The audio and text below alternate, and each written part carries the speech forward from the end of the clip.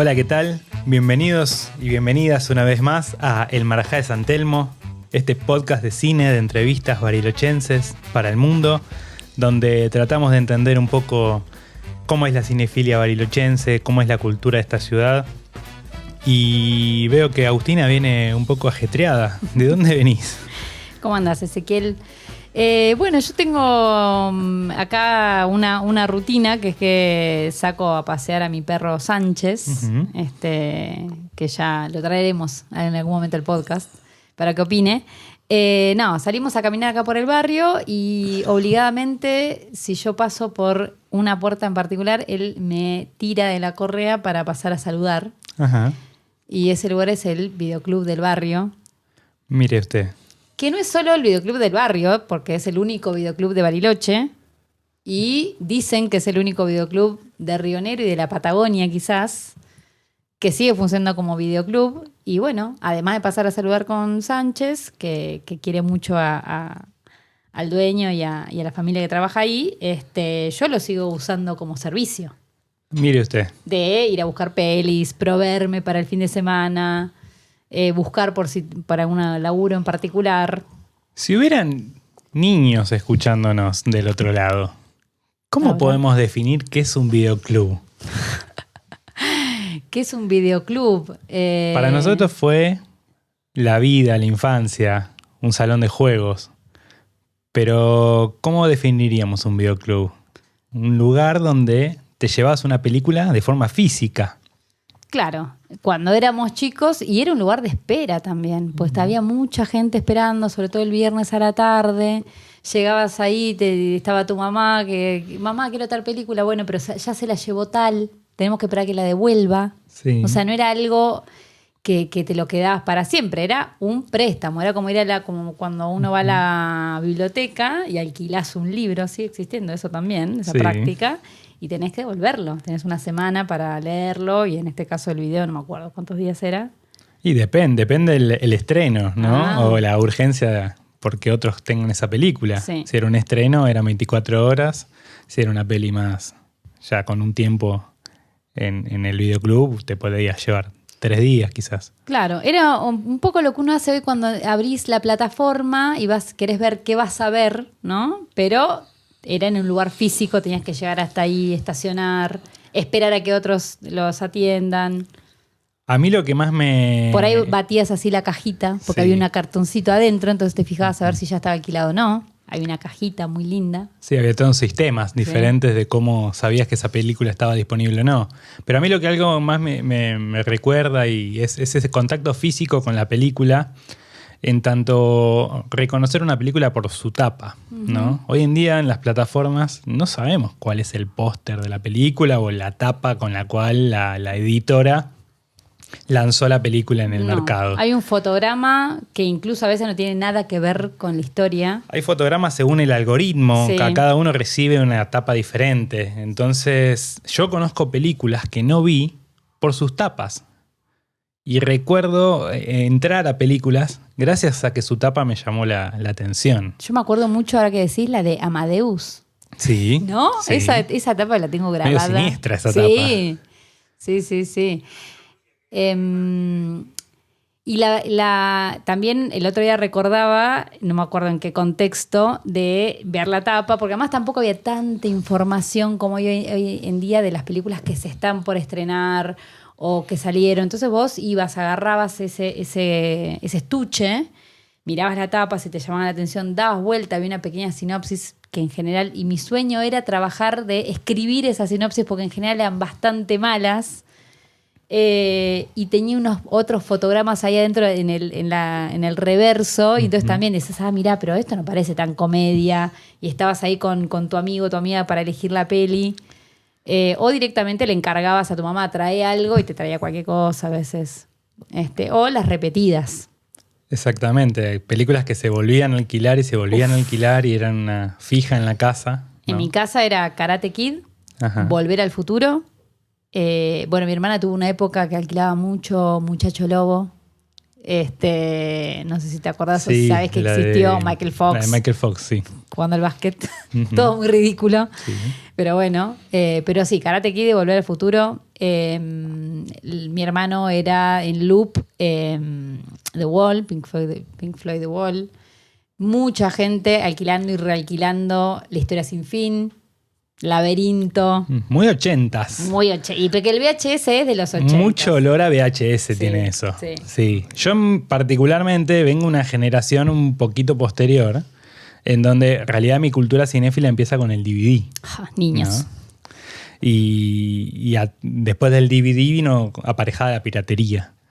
Pero yo te curtí mucho más DVD, si bien mi infancia es muy VHS, y es más, particularmente yo vivía a media cuadra de un videoclub de barrio pequeño, no como el videoclub del que vamos a hablar hoy. Y mis padres copiaban películas y se traían películas para el fin de semana, y ahí es donde me empezaron a copiar, por ejemplo, E.T. E.T. nunca tuve el VHS original. Claro, no es de tu generación, E.T. Tampoco de mi generación. Una película que me da mucho miedo. A mí también. Bueno, de hecho, en un momento hay toda una cuestión del duelo, el niño que se va a despedir de su extraterrestre amigo. Es muy terrible. No, pero a mí la escena en la que Elliot conoce a E.T. por primera vez ahí en el cobertizo atrás del parque es horrible ese plano. Acá nos hacen unas morisquetas muy apropiadas. Pero sí, tuve en el barrio videoclubes o DVD clubes que fueron nutriendo mi formación cinéfila de alguna manera. Y vos hablaste ahí del DVD que tenía una propaganda, un anuncio especial cuando, si tus papás te grababan, te pirateaban los DVDs, ese anuncio seguro que no lo pasaban, y en los VHS que alquilaba yo estaba el famoso El Marajá de San Telmo. ¿Usted se acuerda qué era el Marajá de San Telmo? No. ¿No? ¿Para nada? Me suena, pero no. El Marajá de San Telmo es una publicidad de la Asociación de Videoeditores que empieza con una musiquita y que es una cámara que hace un traveling lento hacia una televisión donde un hombre pone un VHS y ese VHS empieza a rebotar. Que eran los truchos. Exactamente. Exacto. Sí, eso es una. Eso, de ABH la pasaba. ABH, esa. Sí. Sí, que eran los videos truchos. Sí. Y esa película se llamaba El Marajá de San Telmo, que nunca existió.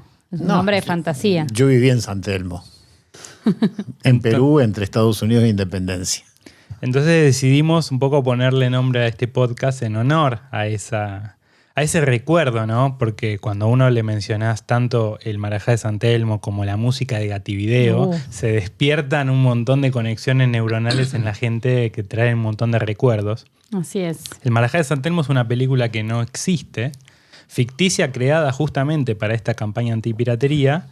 La película fue dirigida por Mariano Aja-Espil, que era el director encargado de esa publicidad. De ahí el nombre, ¿no? Y en realidad es una combinación de Mariano, Ajá.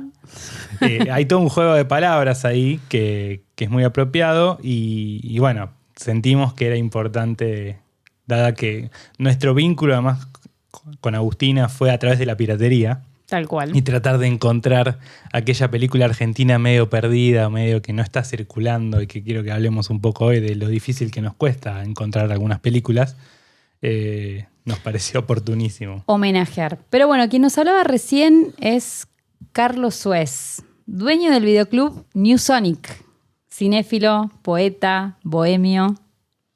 Me pone cara, pero sí lo sos. Un museo cultural en el centro de la ciudad. Y con sus 78 años, él dice que va a morir a los 91. ¿5? ¿A los 95? Sí. Ok, bueno, perdón, te que saqué hace 4 años. Sacaste 4 años de vida. No lo permitamos. ¿Cuántas películas podría haber en esos 4 años?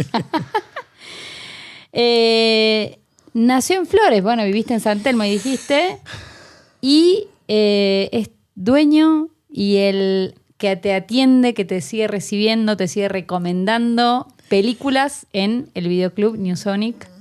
Creo que ese es el extra que le aportamos nosotros, más allá de las plataformas, o como decías vos, lo que ustedes llamaban tapas. ¡Uy!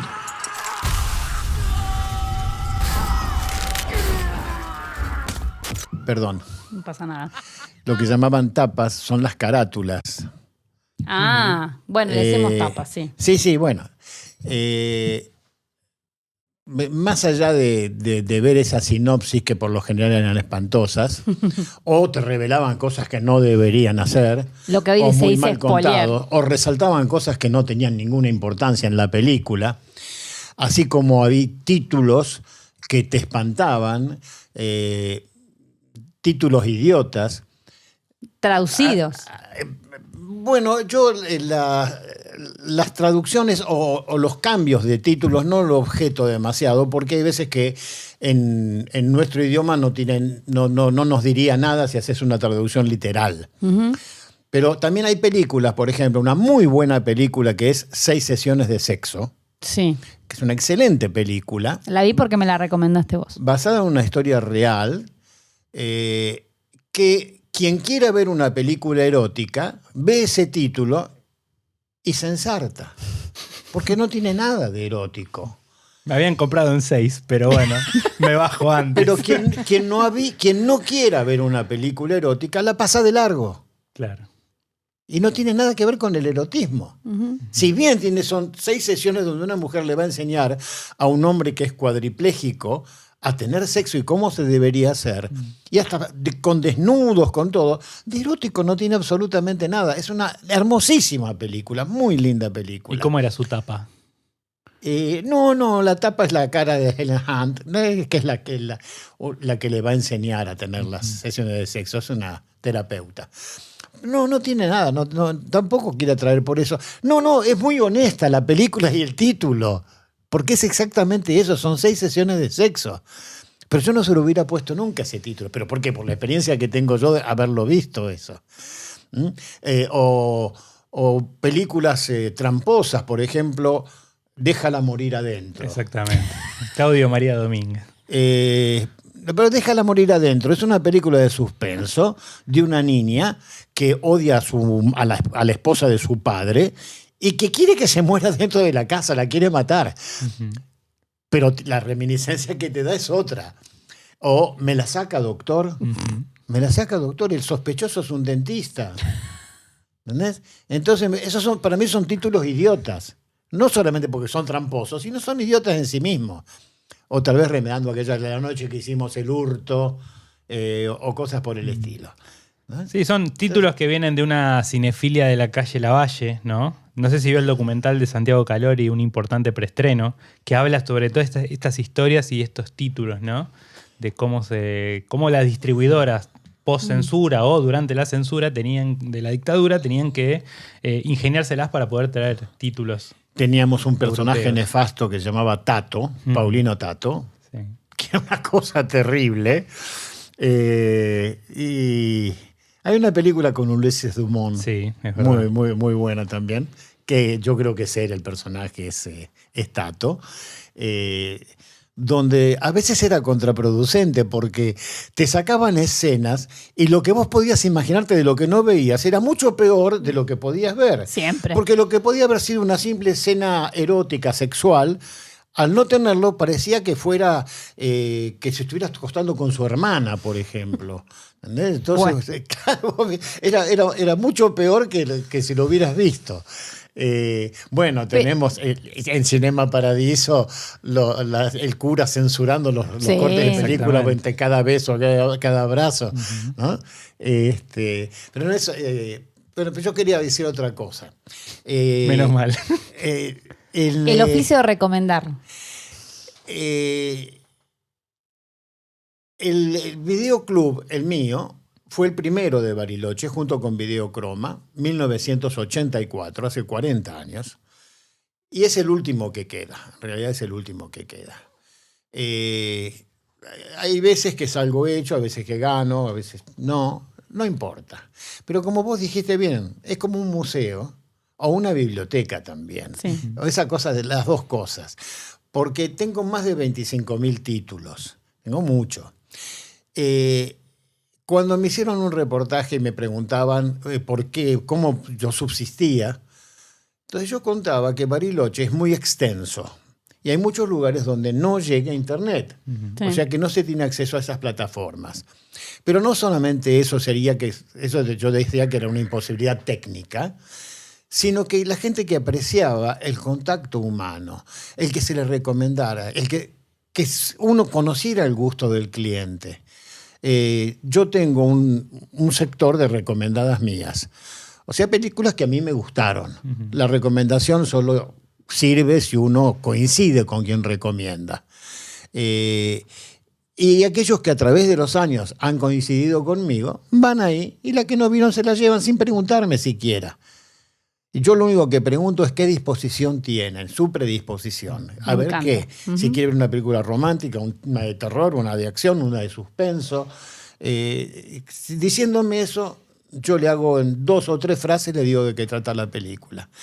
A veces tienen miedo de que yo les cuente la película, ni loco. Si Claro. te cobro para contártela. Si no, mírala. Pero yo sé hasta dónde se puede contar. ¿Y qué títulos hay en esa batea? Hay de todo, mucho. No hay policiales y comedias las tengo aparte. Directores los tengo aparte. Por ejemplo, tengo todo un sector de directores, desde Woody Allen hasta Zeffirelli, por orden alfabético. Sí, tengo montones, pero muchos directores no los tengo. Por ejemplo, Giuseppe Tornatore no lo tengo entre los directores, pero varias de ellas las tengo siempre en mis recomendadas. La leyenda del 1900, La gran oferta, La mejor oferta. Muchas que las tengo ahí entre las recomendadas. Pero ahí hay películas que pueden ser películas románticas, pueden ser dramas, pueden ser históricas, testimoniales, hay varias, pero ni comedias ni policiales, porque esas sí las tengo aparte. Tengo 3 estantes de películas policiales que a mí me han gustado. A mí me gusta el policial, el suspenso ese que es un desafío a tu sagacidad. Trata de descubrir quién es antes que yo te lo cuente. Entonces yo necesito de tu complicidad. Vos no agarrás una novela policial y te vas a leer el final.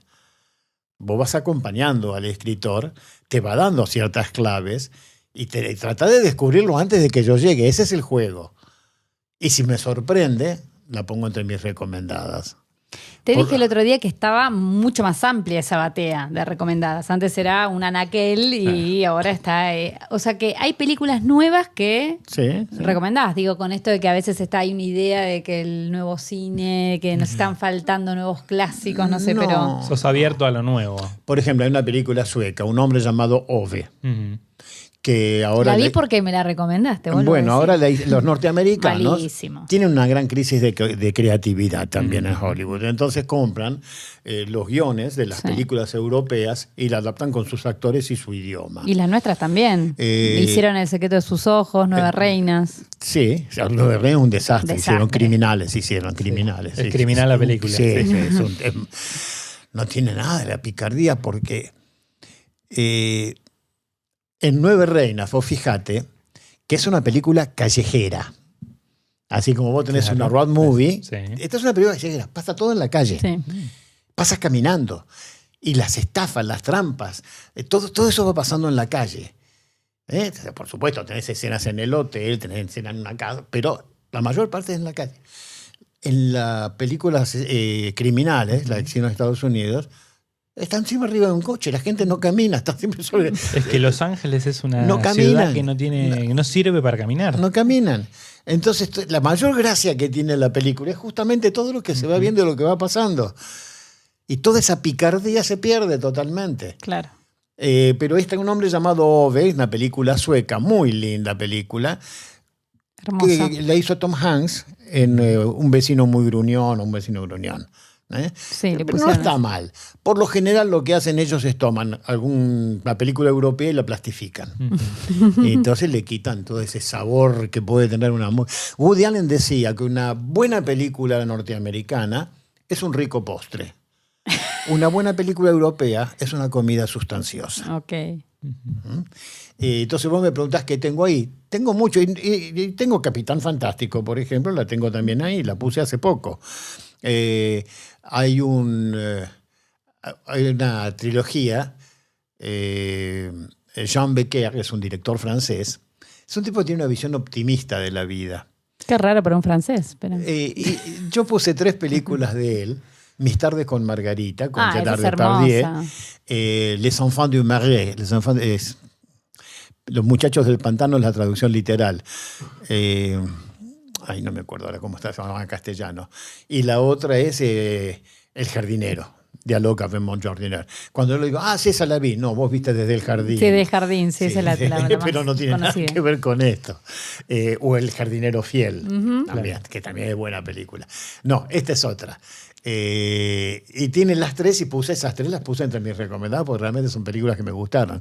O películas conmovedoras como por ejemplo Ser digno de ser. Uf. Ser digno de ser. A mí me hizo llorar en 3 partes esa película. ¿Y de los últimos estrenos? ¿Te animaste a poner alguna o todavía no?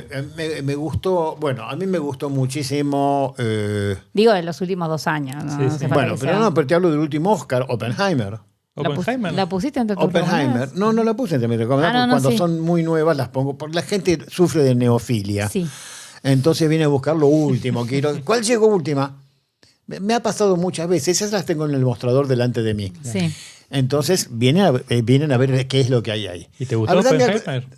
A mí me gustó, y cuando me preguntaron, me hicieron un reportaje en Radio 6, me dice, ¿vos la recomendarías? No. ¿Por qué? Porque no es fácil de recomendar. Si alguien no sabe nada de Oppenheimer, ni quién fue Oppenheimer, ni qué es lo que hizo Oppenheimer, no sabe cuál fue la polémica y el debate que tuvo él con Einstein, si alguien no sabe nada de lo que es la década del 50, de lo que fue el macartismo, va a ver esa película y dura 3 horas, es un embole, se Claro. aburre. Es un embole sabiéndolo también. Sí, yo voy a decir lo mismo. O se puede interesar y tratar de descubrir algo más. Porque hay cosas que son implícitas en la película que yo dije, es un error. Por decirte, Einstein es uno de los impulsores de la creación de la bomba atómica, del famoso proyecto Manhattan. Einstein rogaba que desarrollaran la bomba atómica antes que Alemania. Y él decía, si Alemania llega a desarrollar la bomba atómica, el mundo está perdido, no tenemos salvación.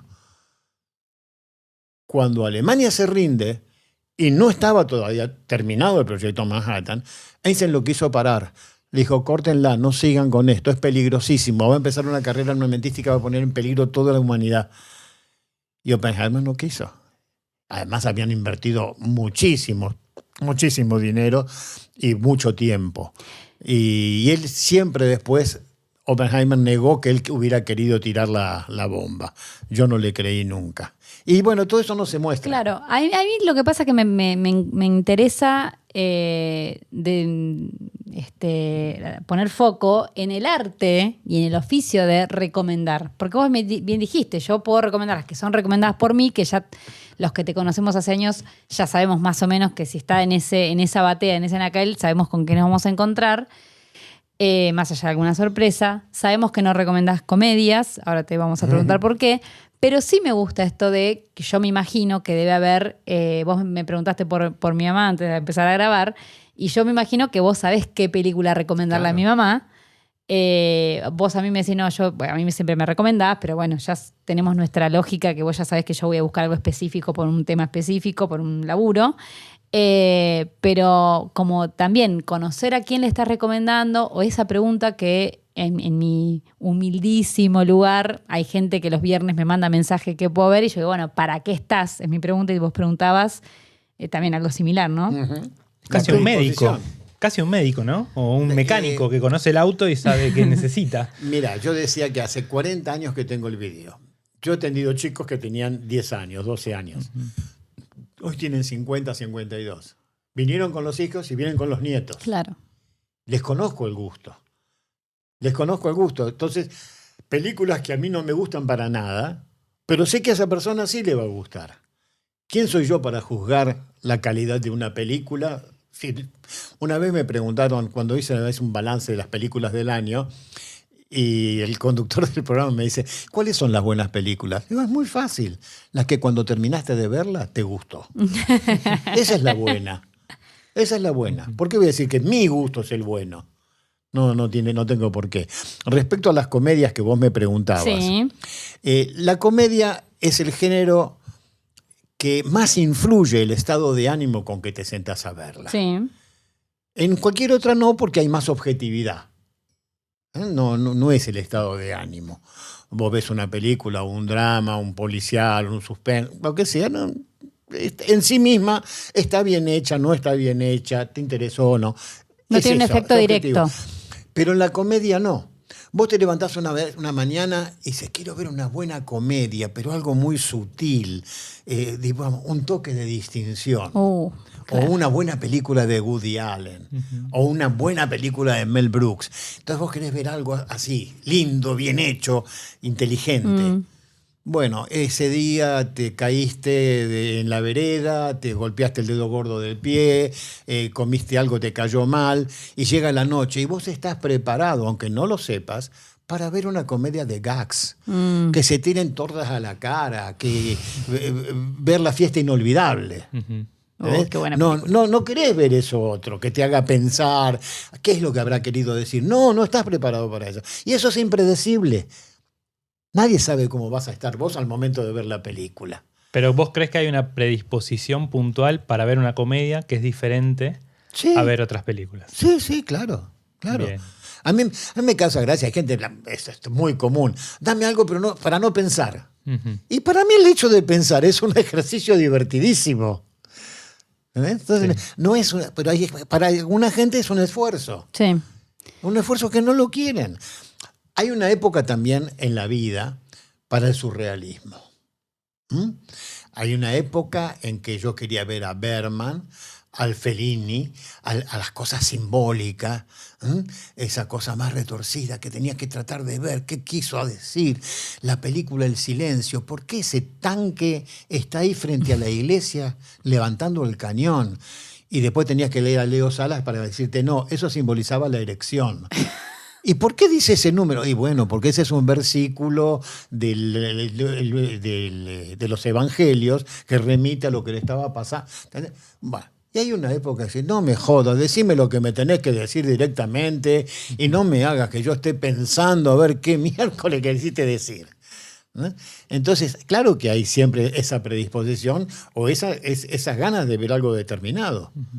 Si yo ya no estoy para ver películas para pasar el tiempo. Claro. Además, la mayoría de las películas, yo calculo que a los 15, 20 minutos de empezada la película, yo ya sé cómo va a seguir, cómo va a terminar. En general hay una falta de creatividad y originalidad muy grande, pero como debe pasar en todo, ¿no? Por eso pero El refrito de la posmodernidad, digo yo. El refrito de la posmodernidad, como que está todo basado en algo que ya se hizo, entonces bueno, hay poco de original. Pero como decías vos, hay cosas nuevas también muy buenas. Vos me preguntabas, yo Sí. te dije Oppenheimer. Sí. Me gustó mucho Pobres Criaturas. Ajá.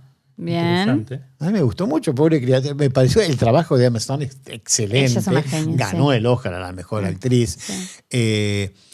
La zona de interés. Uf. Tiene una sutileza esa Sí. película que vos fijate que vos no ves nada. Bueno, no sé porque si la gente no la vio, es en el campo de concentración de Auschwitz, en Polonia.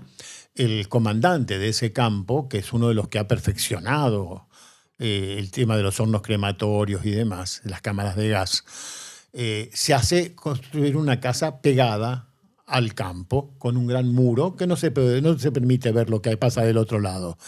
Una casa ideal, un hermoso jardín con una piscina, un huerto. Está con su mujer y sus hijos. Y es el paraíso ese lugar. Y al lado es el horror. Está Vos fuera ves- de campo igual. No ves Nunca nada lo de lo ves. que pasa al lado. Sí. No se ve absolutamente nada. Cada tanto una columna de humo. Un tren. Unos gritos. Ganó el Oscar a la mejor edición de sonido. Porque lo que se escucha allí a lo lejos, entonces es mucho más terrible lo que vos te podés llegar a imaginar que lo que te pueda mostrar. que se mostró mucho lo que pasa en los campos de concentración. Exactamente. ¿Mm?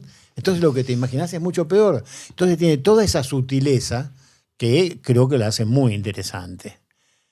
Así como hay algunos temas, Scorsese hace Los asesinos de la luna, donde a mí lo que me interesó es que me mostró algo que yo no conocía, ambientada en 1920, donde una tribu de indios, Osage o Osage, no sé cómo se pronunciará, Osage se escribe, no los conocía, mirá que conozco montones de tribus de Estados Unidos, que en el territorio de ellos se encuentra petróleo y son indios ricos, de mucho dinero, mucha plata. Y Robert De Niro, que vive ahí, muy amigo de ellos, y su sobrino, que es DiCaprio, viene y se casa con una de las ricas herederas. Y empieza una serie de asesinatos, parece una historia real. Sí, sí. Sí. La india con la que se casa el personaje de DiCaprio es la Gladstone, que compitió con Emma Stone por el Oscar a la mejor También actriz. muy bien. Muy buen muy trabajo, bien. muy buen trabajo. Está todo el mundo tomando nota en este momento de Sí. todas las películas recomendadas por Carlos Suez. Yo quiero volver un poco Sí. al tiempo, ¿no? Y a dónde empieza toda esta historia con Carlos Suez. Mi Tu historia cine- con tu el cine. cinefilia. Tu historia con el cine, Bueno, exactamente. mi historia empieza a los 6 años, donde yo me iba al mítico Cine Avellaneda en Flores, que quedaba a unas 8 cuadras de mi casa, 8 o 9 cuadras. Y yo te contaba, mi padre me daba $1. Los martes y jueves era día de damas y la entrada al cine costaba 80 centavos. Y yo con los 80 centavos pagaba la entrada del cine y los 20 centavos que me sobraban, yo debía optar entre comerme una porción de pizza a la salida del cine, que costaba 20 centavos, o ir y volver en tranvía, que costaba 10 y 10 centavos, ida y vuelta 20, que era toda una aventura, y que me permitieran poner el trole, que es lo que hacía el contacto con la parte del cable eléctrico. Bueno, son historias lindísimas de mi infancia. Ya saldrá la película de Carlos Suez, de la vida de Carlos Suez. Sí, mira, yo tengo un poema que se llama Infancia, pero tengo que contar una historia muy larga antes. Esa la escribí para mi familia, que tiene un montón de guiños, pero por eso no lo voy a contar porque nos llevaría mucho Volvamos tiempo. a la historia del cine. No llevaría mucho Volviendo en tiempo. tranvía. En el cine Avellaneda había un acomodador, se llamaba Jesús. Era un gigante para mí que tenía 6 años. Y era buenísimo. Cuando yo iba fuera de los días que tenía permitido ir al cine, Jesús me dejaba entrar. Me regalaba la contraseña. Entre la primera y segunda película daban 3 películas por sesión. Me daba la contraseña y me dejaba pasar al cine siempre que me sentara en las últimas filas. Y así durante un buen tiempo. Yo contaba que un día, jueves o viernes, estaba doña Pilar y doña Consuelo, 2 vecinas de mi cuadra, vestidas de negro, con un rosario, con una cruz y un librito en las manos, y con cara muy compungida, muy tristes. Y yo le pregunté a doña Pilar, que era la panadera de la esquina de casa, de doña Pilar, ¿qué pasó? Carlitos, hoy murió Jesús. Jesús, No. mi acomodador. Me fui llorando a mi casa. Mamá dice, ¿qué pasa? Mamá, murió Jesús. Y sí, es Jueves Santo. Y pero ¿qué importa? Nosotros somos judíos. Y, ¿qué importa que seamos judíos? Pero murió Jesús, que era tan bueno. Sí, era un buen hombre, dice mi mamá, pero nosotros no tenemos nada que ver. Vos no tenés que ver, yo sí tengo que ver, porque me dejaba entrar al cine gratis. Mi mamá creyó que yo pensaba que hacía milagros conmigo. Y bueno, cuando me sacaron del error quedó una anécdota familiar muy graciosa, ¿no? Así empieza mi historia con el cine. Luego mi adolescencia era el recorrido por la calle Corrientes, desde Carlos Pellegrini hasta pasando Callao. El Cinearte, el Lorraine, el Loire, el Lozoar, el Lorca y el Cosmos. Ese era el recorrido de la barra. Nosotros éramos desde los 14, 15 años, era la barra y íbamos a hacer todo ese recorrido. Y mezclábamos también con el teatro. Es decir, un poquito más adelante, todo el grupo Stivel lo seguíamos por todos lados. A Juan Carlos Gené, a Soriano, Alterio lo he visto en teatro cuando yo era un chico y era muy jovencito. Así que los cines de mi infancia y los cines de mi adolescencia fueron maravillosos. Maravillosos. Todos los ciclos de cine que íbamos a ver en el Lorraine, que era espectacular. Vos fíjate, Lorraine, Lorca, Loire, Losuar, todos empiezan con L. Sí. Porque eran del mismo dueño. Entonces él hizo un concurso para que sugirieran nombres con L, porque Lorraine era el conocido. Entonces surgieron todos estos nombres para que en la cartelera del cine estuvieran todos juntos, porque eran por orden alfabético. Claro, una adolescencia muy de la pantalla grande, de salas de cine. Pero nada que ver con, bueno, que no existían en ese momento el VHS y los videoclubes y el cine en la casa. Mira. No sé si había cineclubes, seguramente sí, pero... En esa época no había cineclub. No. Te estoy hablando de los años 60. Bueno, pero se conseguían, había gente que conseguía latas para, bueno, o algo para proyectar. Pero bueno, sí, era cine de sala, la barra era ir al cine, a la sala. Cineclub, sí, no, yo te entendía. No, videoclub no, cineclub. Sí, cineclub, sí. Y estaban en las parroquias también, había ciclos de cine. Pero estos que te dije yo, es donde uno podía ver, vos querías ver cine ruso. Te ibas al Cosmos. Claro. Te ibas al Cosmos y tenías todo el cine ruso. El Arte, que estaba ahí en Cerrito y Diagonal, yo dejé de ir porque los desgraciados le sacaban 20 minutos cada película para hacer para que entre. Una función más. Para hacer una función más. Pero el templo nuestro era el Lorraine. El Lorraine. Qué linda palabra, ¿no? Templo. Sí. Pensar el cine como templo. Es que lo era. Yo he visto, pero todo Berman, todo Fellini, todo Ettore Scola, todo el cine italiano, Colpo di Stato, Il Pugno in Tasca, peliculones que no los he vuelto a ver nunca más. Era maravilloso. Y yo te contaba hoy, lo dejamos interrumpir, cuando presenté Cinema Paradiso en la televisión, yo salí diciendo que aquellos que amábamos el cine, esta película era un poema al cine. Y subo el coche y dije, nunca escribí un poema al cine. Y saqué un papel y empecé a escribir. Y había escrito 2 estrofas que salió muy, muy fácil. Y dije, ¿qué hago? ¿Un soneto? Necesitaría 2 tercetos. ¿O hago los 4 cuartetos clásicos? Me trabé. Ese papel fue a parar a la billetera en la parte de los papeles inconclusos y quedó ahí un año. Estaba en Buenos Aires y era la época en que se cerraban los cines y se ponían iglesias evangélicas en los cines. Algunos ponían playas de estacionamiento. Y todos esos cines de la calle Lavalle, en Corrientes, que eran cerrándose para poner estas iglesias.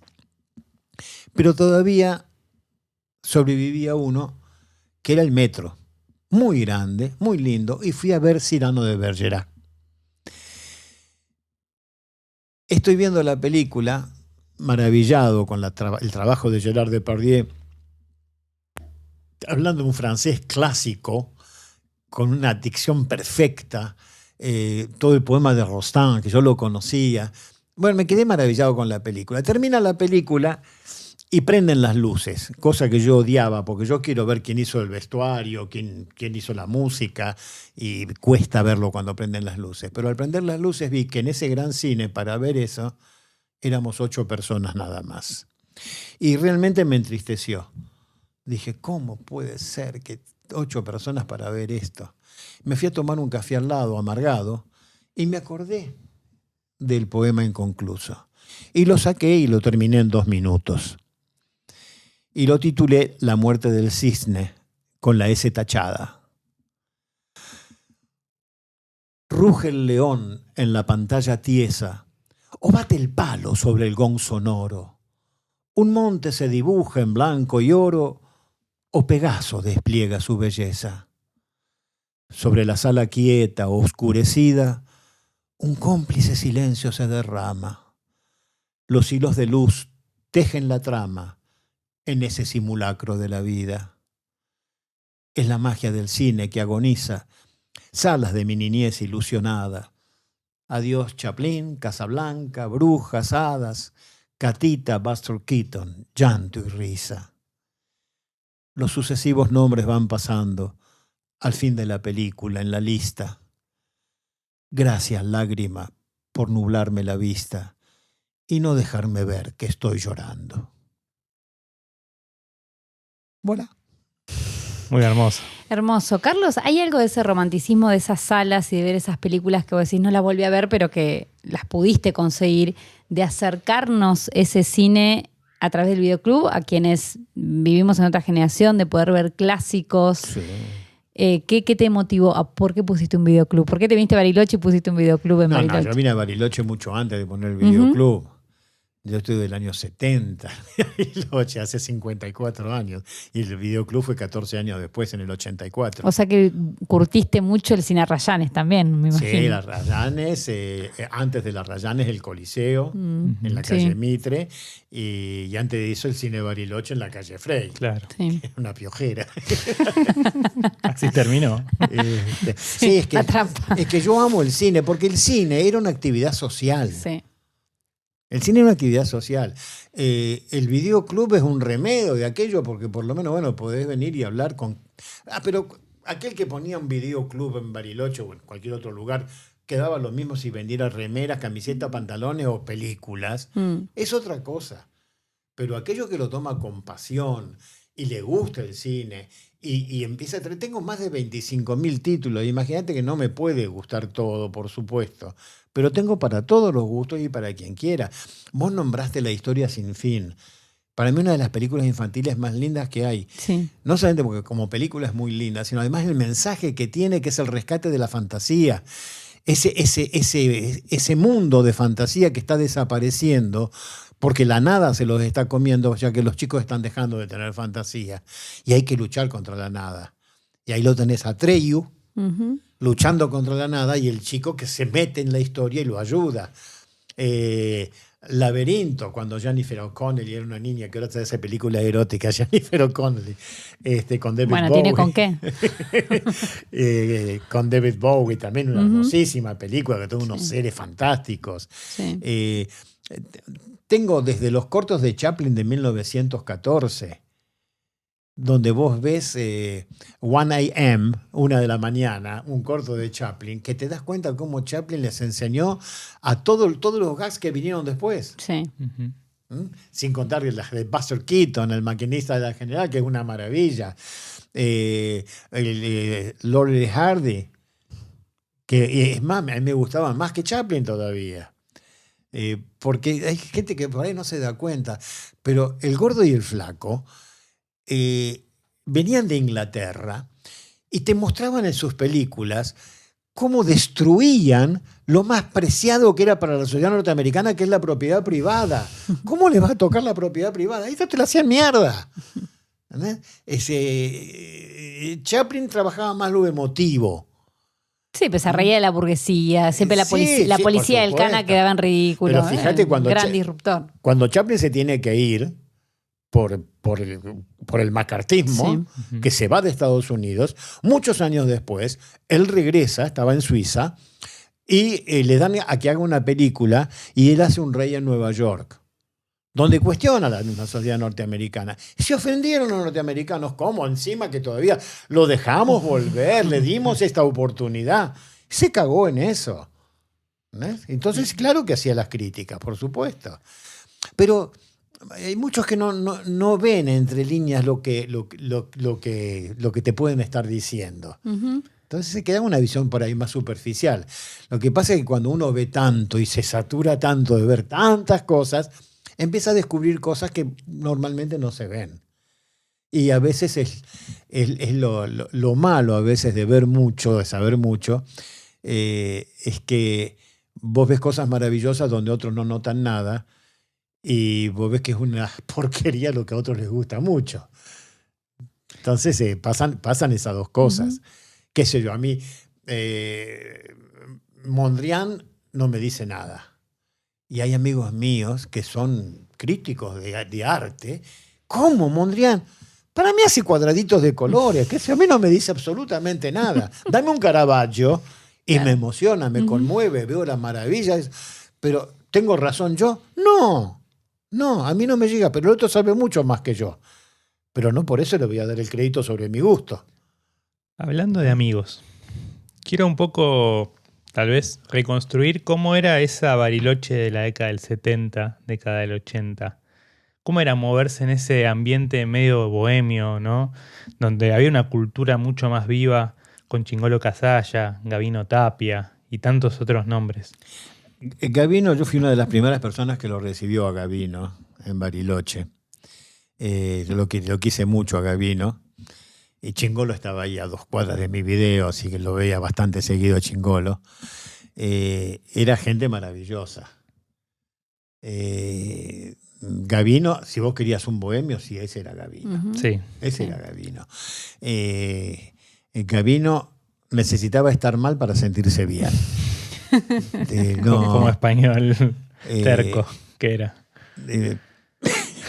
Mira, nos juntábamos todos en el que se llama el Café Don Pancho, el bar Don Pancho ahí en la Mitre.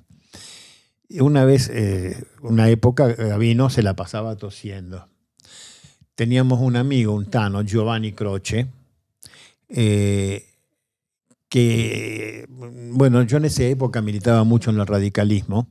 Llegué a ser presidente de la Unión Cívica Radical acá. Ahora hace más de 20 años que no milito en nada. Y Gabino también estaba conmigo.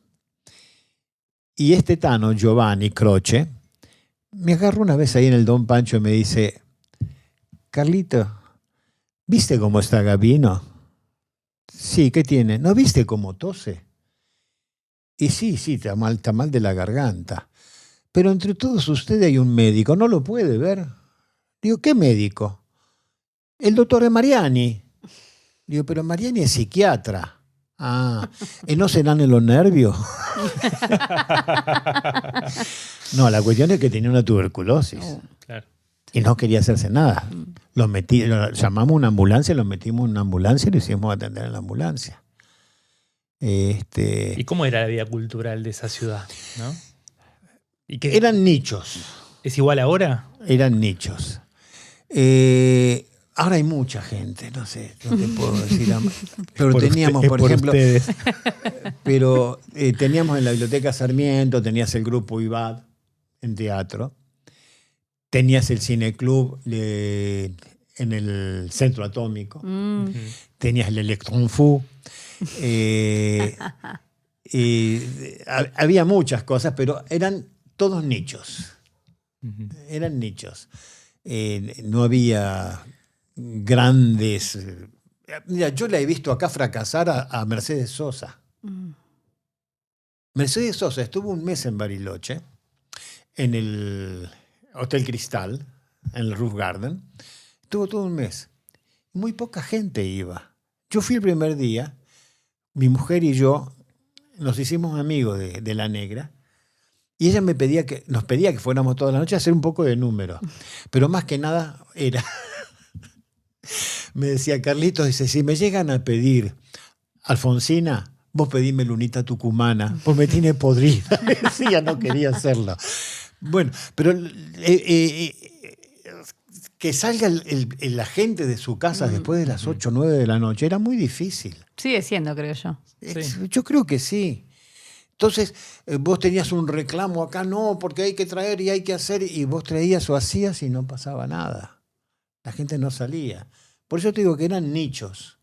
¿Y el cine no era un igualador social? Donde medio que se encontraban todos. Sí, nos encontrábamos, pero... Taza a taza. Igual vos dijiste ahí... Terminabas. Yo iba a las Rayanes, por ejemplo, daban una película importante y la primera no era tan importante, a veces era mejor que la segunda. Entre la primera y la segunda tenías 15 minutos de intervalo, que a mí me servía para ir a la Andinita a hacerme un sándwich de milanesa, que lo abría cuando empezaba la segunda y salía el olor a ajo. No, qué desgracia. Y terminada la película, cada uno a su casa. Es una cuestión tal vez del clima. No te lo puedo decir eso. No te puedo decir. Pero acá había muy buenos escritores, buenos pintores, muy buenos músicos. Sí, había cosas muy buenas cuando lográbamos encontrarnos, ¿no? Si ahora mismo a mí me invitan todos, es un horario en que yo estoy trabajando siempre hasta después de las 9 de la noche y no puedo ir. En una charla que tuvimos en el videoclub, en algún momento me lo mencionaste a Vitality también. Bueno, con Miguel Un gran Ángel. bohemio también. Porque con Miguel fue director de Cultura. Sí. La época de Chiche Costa, si no me equivoco. Creo que sí. A veces lo confundo con César Miguel, pero creo que en la época de Chiche. Él estaba en la Escuela de Arte de la Llave y era director de Cultura. No, porque con Miguel fue gracioso. Nos invitaron a un programa de radio para hablar de la década del 60. Radio Limay, creo que era la única FM que había en ese momento. Hace ya más de 30 años ahora de esto. Sí, más de 30 años. Y yo empecé a hablar de la década del 60. Yo en 1960 tenía 14 años. En 1970 tenía 24 y me casé. O sea que esa década fuera muy importante para mí. Entré a la adolescencia y salí casado. Y así que yo conté cosas de ir a ver a Lelutier cuando era musicisti, que a Nacha Guevara, con Favero, la íbamos a ver al Ditela, al Instituto Ditela, a los Altos de Florida. Y hablé mucho de la década del 70, del 60. Y después de grabar esas 2 horas, intercalaban música. Y entre tantas cosas que yo conté, dije un poema de Cortázar, muy bueno, se llama La Patria, muy lindo poema. No sé si te da como para que lo cuente. Y en una parte dice, ¿y qué carajo? La cuestión es que cuando el sábado a la noche estoy escuchando el programa, que venía muy bien, pasaron Semo lo Coletivero de Lelutier, El Colmillo de Nacha, pasaron de los Rolling, de los Beatles. Y cuando pasan el poema que yo recito, el carajo lo borraron. Y me habían invitado para ir a buscarme el lunes para hacer sobre la década del 70. Cuando me mandaron el chofer para llevarme a la radio a grabarlo, mandé al diablo. Dije, no piso más esa radio. ¿Por qué? Porque hicieron una censura inadmisible. Digo, no quiero ir más. Y ahí estaba Vitality, por eso me acordé de lo que me decías vos. Y Vitality tenía una especie de revista que sacaba que se llamaba El Tábano. Y me dice, ¿por qué no me escribís esto que pasó para El Tábano? Entonces dije, no, vení, te voy a escribir un poema. Y ahí ahí nomás lo escribí así de corrido, lo llamé FM, Falsos Moralistas. Y bueno, Vitality se lo llevó y lo comentó hace poco él. ¿Y tu vínculo con Borges? ¿Tu vínculo con Borges? Un día estaba caminando yo por la calle Córdoba, a la altura de Maipú, y había una obra de construcción. Y una mujer, una vieja, me dice, joven, ¿por qué no lo ayuda al señor, al cieguito, a cruzar la calle? Y me doy vuelta y el cieguito era Borges. Entonces lo tomo del brazo y le digo, Borges, ¿me permite ayudarlo? Hay muchos cascotes acá. Sí, le agradezco. Le digo, ¿dónde va? Si el diario La Nación me lleva una colaboración, me dijo él. Entonces fuimos charlando. Y ahí me di cuenta de una cosa que hacen los ciegos, ¿no? Yo lo llevé del brazo, él se soltó y me agarró él. Sí. Entonces, después lo empecé a observar siempre, y cuando ves un ciego, el ciego es el que te agarra del brazo y vos caminás. No lo lleves vos del brazo. Y fuimos charlando, y yo le recité el poema de los dones, y de acá donde iba, y de ahí iba para la biblioteca, la calle México. Y yo vivía en San Telmo. Entonces digo, me queda de paso, si le parece lo espero y vamos juntos. Yo sí, ¿no? Y fuimos. Y después 2 veces más, yo provoqué el encuentro. Él sabía que él vivía en Maipú, Maipú entre Córdoba y Paraguay. Después el 900 y pico era. Así que 2 veces más estuve charlando con él. Tenían conversaciones muy lindas. Y bueno, eso. Nada más y nada menos. ¡Qué encuentro! Yo me encontré con 3 escritores argentinos importantes. Con Borges, con Sábato y con Cortázar.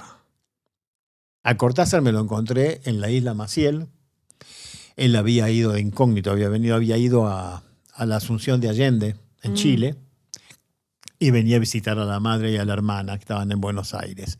Lo encontré de casualidad.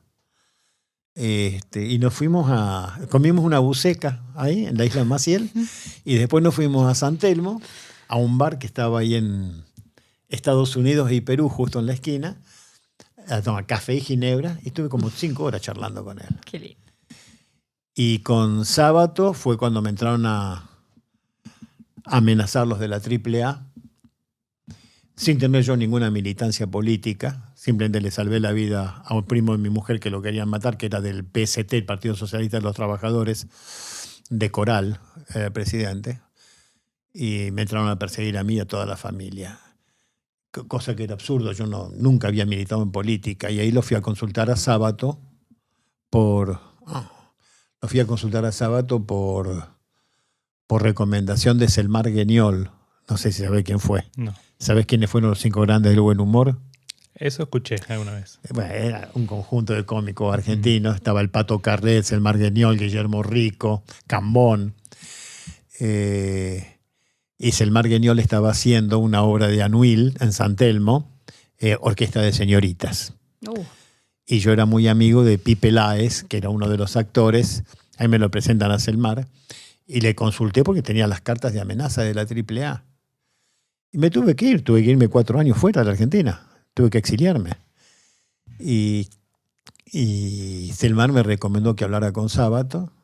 Y ahí fui a hablar con Sábato y quien me recomendó irme. Carlos, si hablaste de la censura, y lo nombraste al principio de la conversación, del cura tocando la campanita, sí, como el primer censor siempre, la religión, ¿no? Pero bueno, porque estábamos hablando de Cinema Paradiso, en este podcast invitamos a que el invitado elija una película para hablar, para analizar un poquito más en profundidad. Te voy a confesar que acá Ezequiel dijo, creo que va a elegir Cinema Paradiso.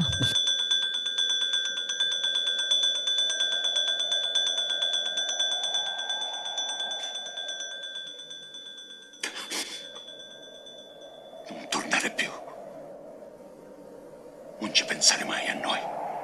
Non ti voltare, non scrivere. Non ti fare fottere dalla nostalgia.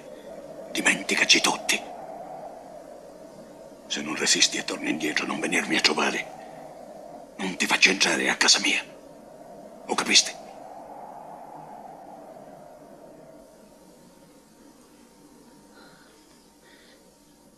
Grazie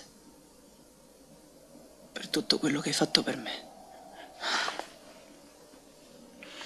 Qualunque cosa farai, amala. Come amavi la cabina del paradiso. Quando eri picciretto.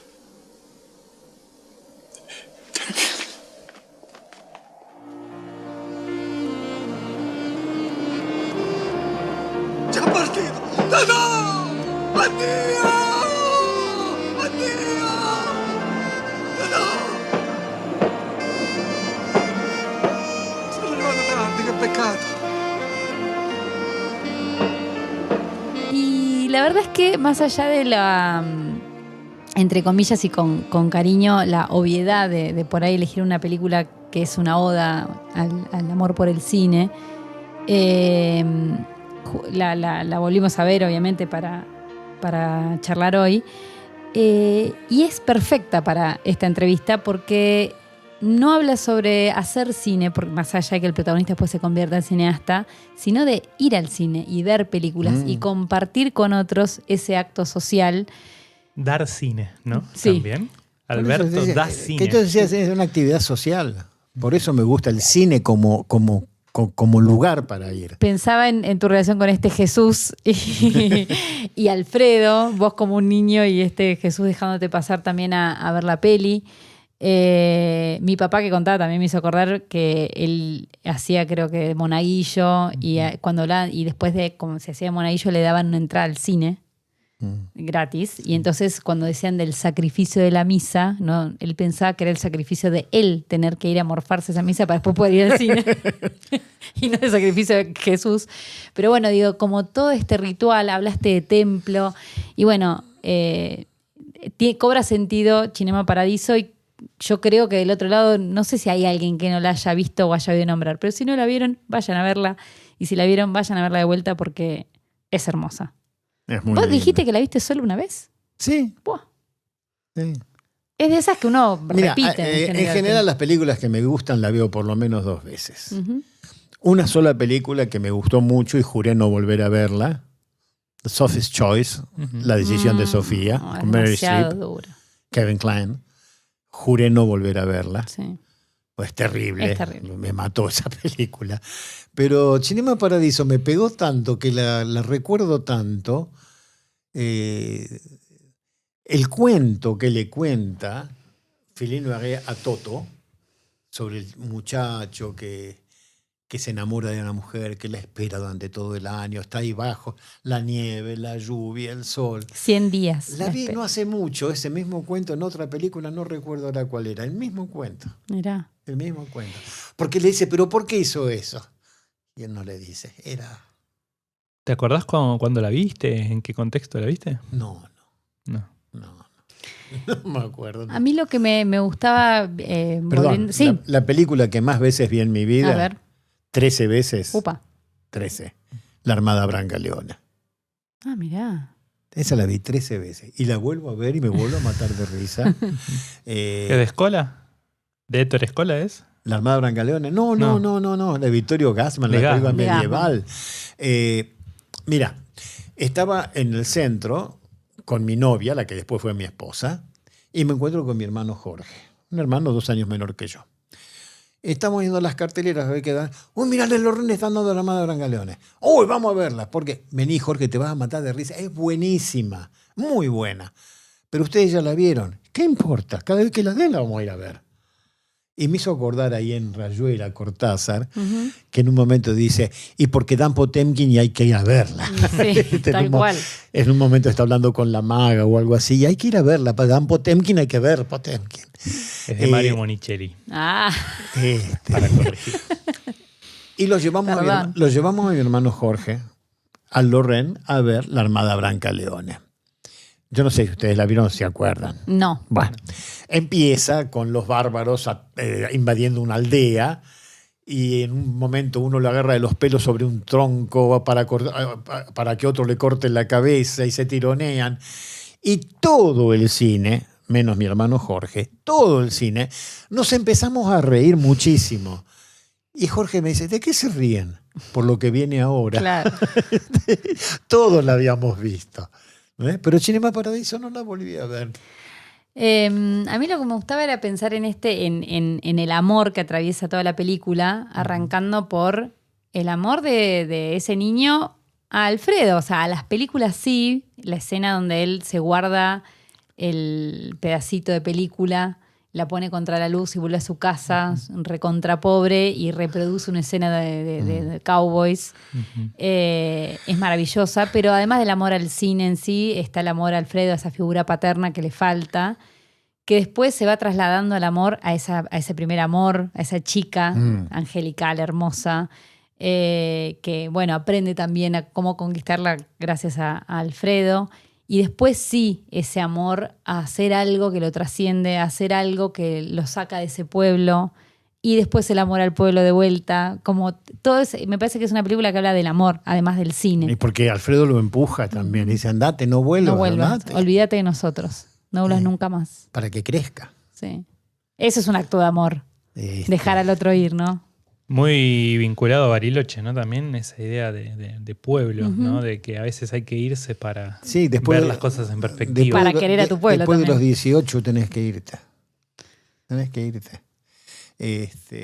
Nosotros somos volvidos. Sí.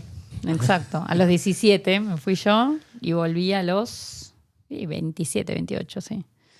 Pero hay algo también ahí de ese cine como lugar de encuentro.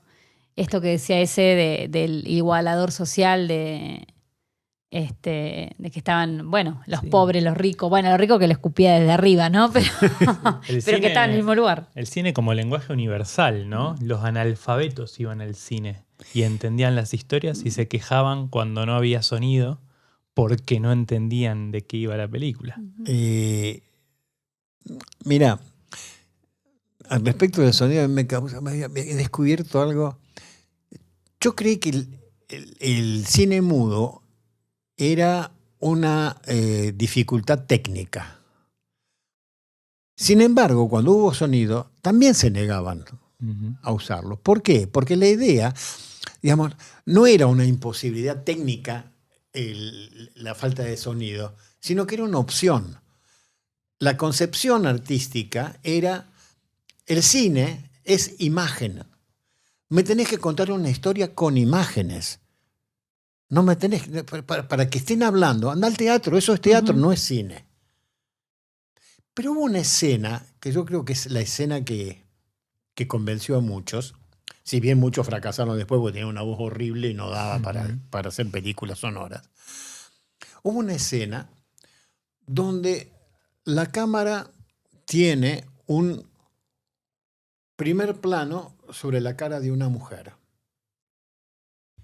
Se escucha unos pasos que se alejan, una puerta que se abre y se cierra, pasos bajando una escalera, otra puerta que se abre y se cierra, un chiflido, el sonido de un coche que se acerca y frena, el coche que parte. Siempre sobre la cámara, en el rostro de la mujer. El coche parte y a la mujer le cae una lágrima. Te contó toda la historia de un abandono con el sonido. Dijeron, esto se puede hacer. Lo que le hubiera costado hacer esa escena, con las cámaras inmensas que había, tomar esa escena, bajar la cámara para mostrar el tipo bajando, el coche, volver con la cámara a filmar al rostro de la mujer, le hubiera costado muchísimo. Entonces se dieron cuenta cómo el sonido los podía ayudar y enriquecer muchísimo más todavía. Y también, bueno, mencionaste Potemkin, que era un instrumento para contar la revolución, la propaganda, para gente que no sabía leer y escribir. Claramente que voy a escribir un panfleto si no saben leer y escribir. Y bueno, y en eso, en Cinema Paradiso, la mayoría no sabía leer y escribir en ese cine. Y lo que vos decías también, de todos riéndose al mismo tiempo, todos llorando al mismo tiempo, cuando se pone el dueño del cine a relatar exactamente lo que viene en la película, de ver miles de veces una misma película en una misma sala y seguir yendo a verla. Esa idea de contagiar, ¿no? De que es como una especie de virus que va de silla en silla, de asiento en asiento.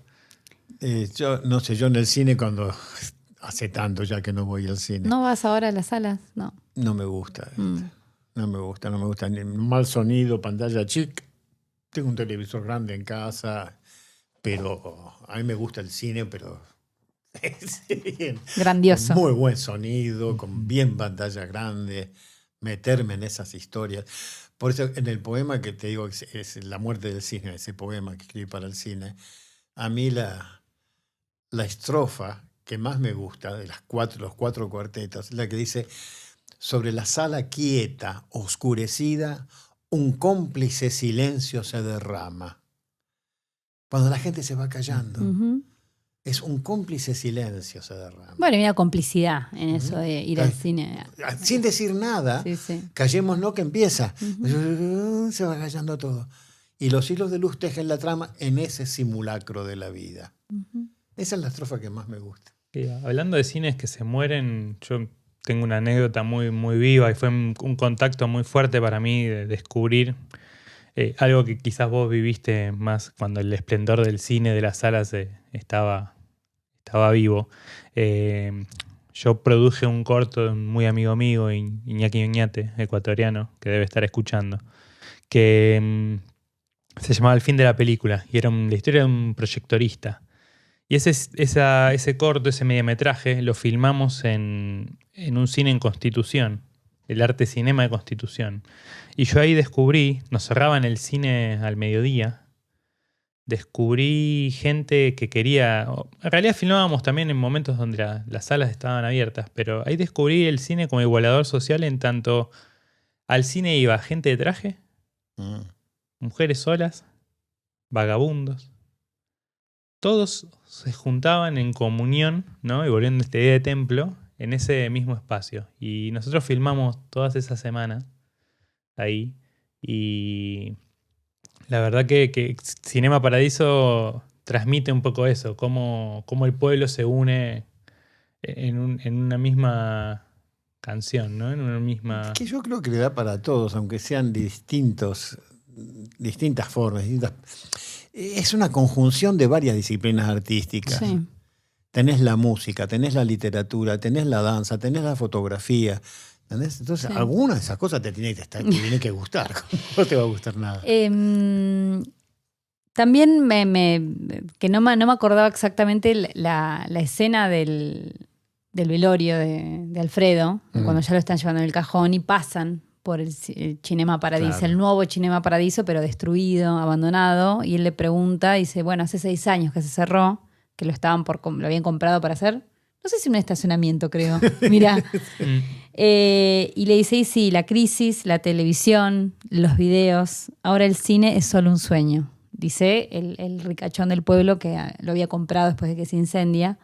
Es un poco así. ¿Sigue estando en nuestras casas esa ilusión? ¿Se puede recrear? Mira, se siguen proyectando películas en los cines, con éxito, con mucho público, va mucha gente.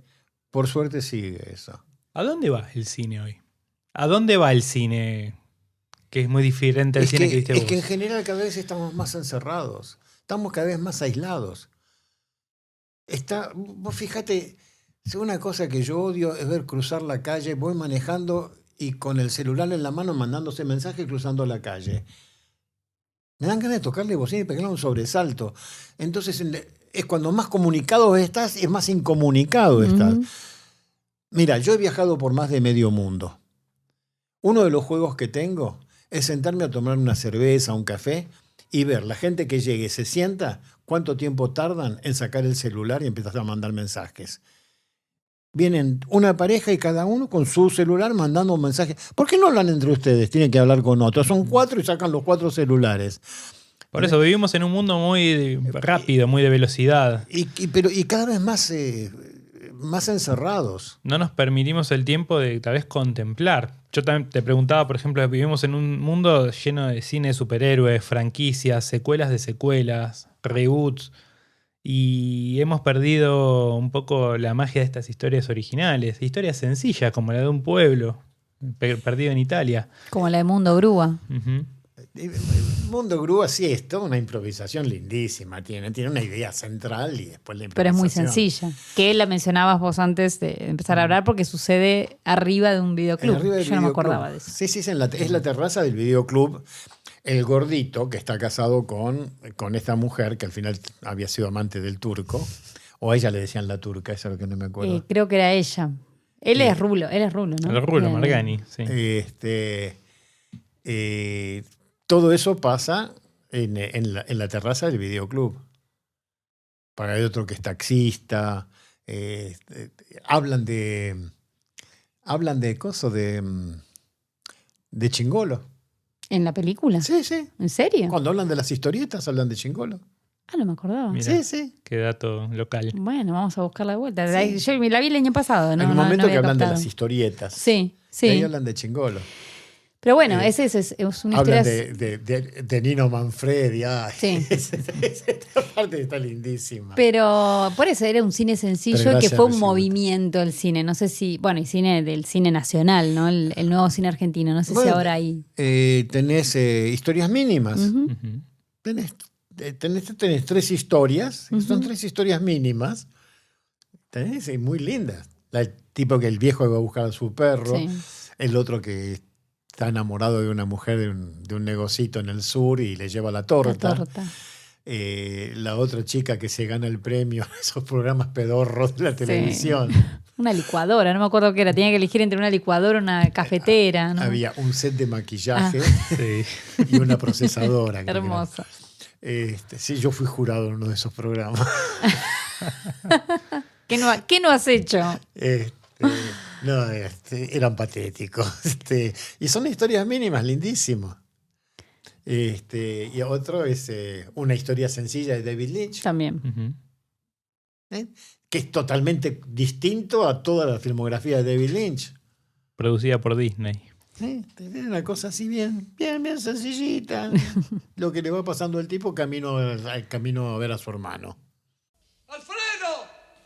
¡Sí! Puoi partire.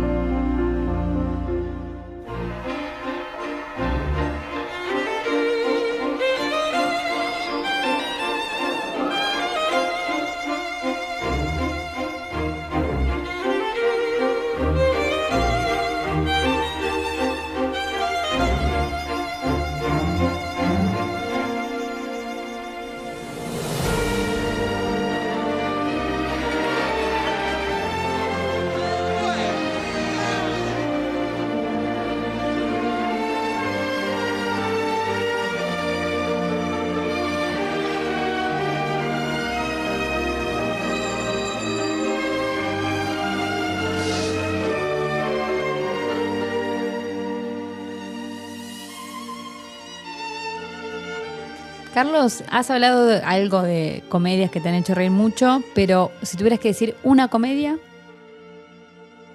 Una sola, puedo decir Sí. varios títulos. no, no te dejamos.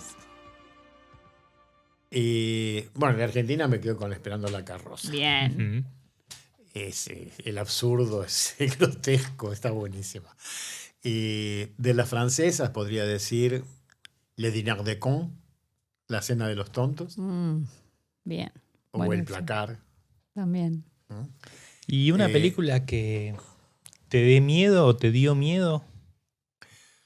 Es muy difícil, yo leo el diario todos los días. Sí, la cuota la tengo cubierta. ¿Mirás cine de terror? Ahora no, pero ¿Y de me los- gustó, por ejemplo, Los Otros, Sí. más que nada el suspenso, ¿no? Ujú. Sexto Sentido, El Resplandor. Pero de terror, la última que vi no hace mucho, esto que digo es literal, Ay, sí. me ya hizo me vomitar. Fui al baño a vomitar, una película argentina, Cuando acecha el horror. La maldad. Cuando se echa A la maldad. De Demian Rugner. No, pero hay una escena que final ahí que está en el escenario, un tipo abajo. No, pues, yo soy muy sensible, es verdad, pero del estómago. Pero que es raro, ¿viste? Como porque yo las estoy viendo y conozco los trucos que utilizan, las trampas. Sí, que nada de eso pasa, no es cierto. Porque para que realmente te asuste te lo tenés que creer. Como cuando era yo de chiquita que mi hermana me decía, no te preocupes, es ketchup. Yo también se lo decía a mis hijas. ¿El Exorcista no te genera Sí, algo? sí, me gustó mucho. A mí es la película que más miedo me Me dio. gustó mucho. La primera, ¿no? Sí, la única. Sí, no, está muy bien hecha, ¿no? Pero a mí, una de las películas, digamos, de demonología que más me gustó y no se ve absolutamente nada, todos los trucos que tenés en El Exorcista, la famosa sopa de arveja, o la cabeza que se da vuelta, o la elevación contra el techo, todo eso no me asustó tanto como el último segundo de una película que lo único que se ve es una luz roja en las pupilas del bebé de Rosemary. Y no se ve absolutamente nada. Pero Polanski crea el clima, un clima de terror que realmente lo logra sin mostrarte nada, porque no te muestra nada. ¿Y una película con la que llorás? Yo lloré lloré muchísimo con La decisión de Sophie. Ujú. Vos no la viste por lo Sí, visto. sí, la vi. viste? No, es terrible. Yo salí del cine llorando y puteando. Porque era padre. Claro. Y no podés dejar de identificarte con esa madre, que no quiero espolearla porque es el que no la vio que la vea, pero no quiero contar nada, pero me pongo en ese lugar y terrible, te pones Desgarrador. a temblar, es tremendo. Me gustó muchísimo una más reciente que es Ser digno de ser, una película franco-israelí muy buena y que toca temas de total actualidad de hoy.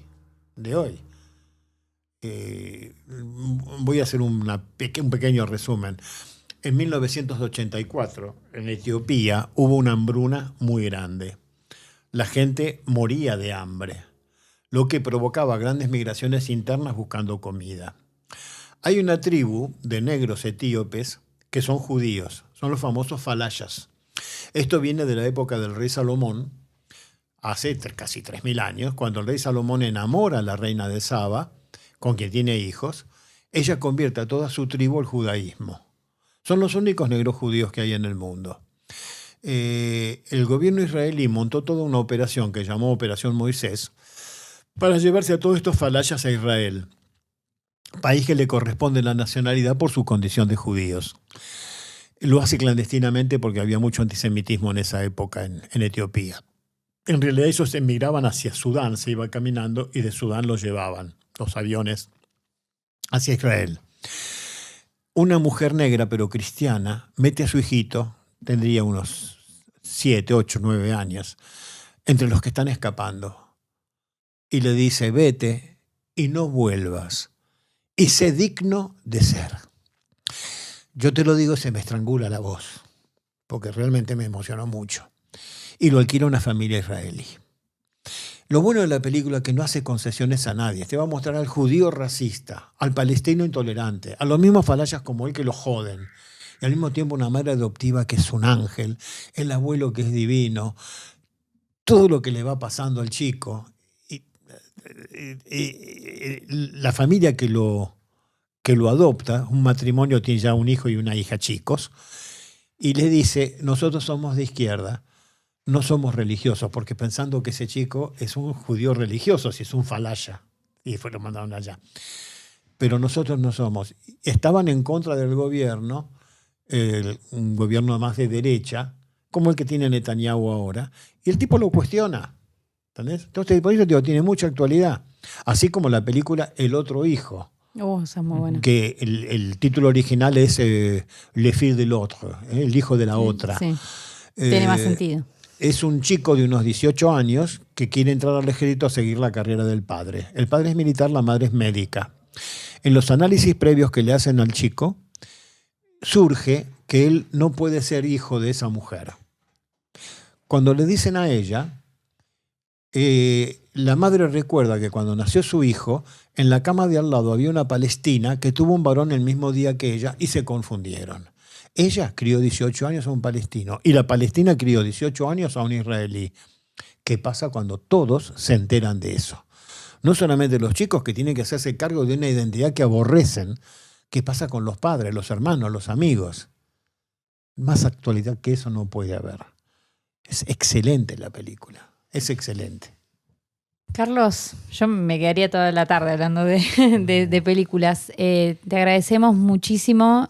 Sabemos que has dado muchísimas entrevistas, esperamos que la hayas disfrutado. Y yo te voy a seguir viendo 2 o 3 veces por semana, o para pasar a saludar con Sánchez, o para buscar pelis. Todo el que quiera seguir conversando con Carlos y saber y enfrentarse a esta sapiencia y a esta generosidad para transmitirnos el amor por el cine, lo puede encontrar en Video Sonic. En las 5 esquinas. En Belgrano 108. Gracias. Y bueno, te agradecemos un montón por venir. Nos escuchamos la próxima. Nos escuchamos la próxima. Gracias a Javi por el sonido. Para decirles que ya que sé que hay muchos que ya no tienen más el aparato de DVD, que la gran mayor parte de lo que yo doy lo hago en pendrive. Ah, sí, es un buen dato eso. Se ha ayornado a las nuevas tecnologías. Sí. Pasé del VHS al DVD, del DVD al 3D y al Blu-ray y ahora en el pendrive. De cada 300 películas que pongo en un pendrive se llevan un DVD. por decirte cómo es el tema. Se me ha olvidado de decirlo porque hay muchos que ya no lo tienen en el aparato. Claro.